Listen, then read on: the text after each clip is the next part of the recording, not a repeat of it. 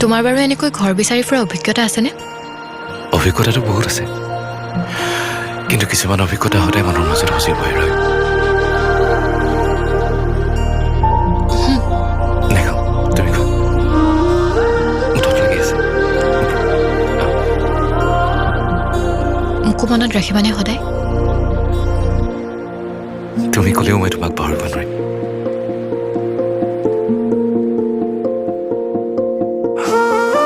তুমি কথাবোৰ এনেকৈ কোৱা যে সদায় কাৰণে মোক কাষতহে ৰাখিবা।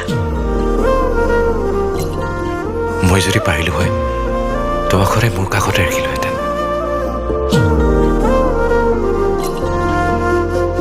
আতি আতি বান্ধি থোৱা ভাল লগাই অনুভৱ, হিয়াৰে কোঠালি সাঁচি ৰখা মধুৰ সময়, কাজল সনা চকুতে হেৰুৱালো মই ঠিকনা, এসাগৰ মৰমে আহি তুলিছে জোৱাৰ।